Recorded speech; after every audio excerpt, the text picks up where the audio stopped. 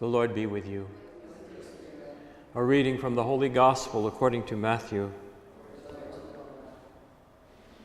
Jesus said, "Woe to you, scribes and Pharisees, you hypocrites! You are like whitewashed tombs, which appear beautiful on the outside, but inside are full of dead men's bones and every kind of filth. Even so, on the outside you appear righteous, but inside you are filled with hypocrisy and evil doing. Woe to you, scribes and Pharisees, you hypocrites! You build the tombs of the prophets and adorn the memorials of the righteous.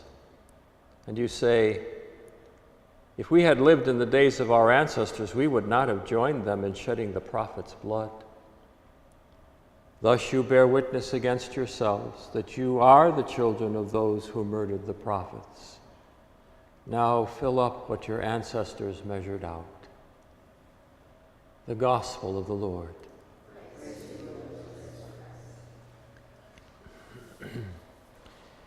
As we know, Matthew's Gospel is written for the Jewish audience around Jerusalem, and the criticism of the scribes and Pharisees that we see in Matthew's Gospel is all the more poignant as opposed to any of the other synoptic Gospels. Mark is written for the church in Rome, Luke is written for the church in Antioch, Matthew for the church in Jerusalem.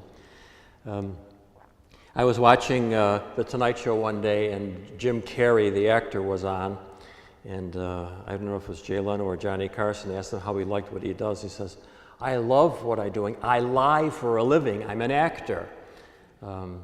And in a sense, Jesus makes us aware how talented he has made humanity, God has made humanity, that we can be two-faced. And what Jesus, of course, is saying, that in all things we should be sincere. And the responsorial psalm reminds us of that, how the only one who knows you and I better than ourselves is God.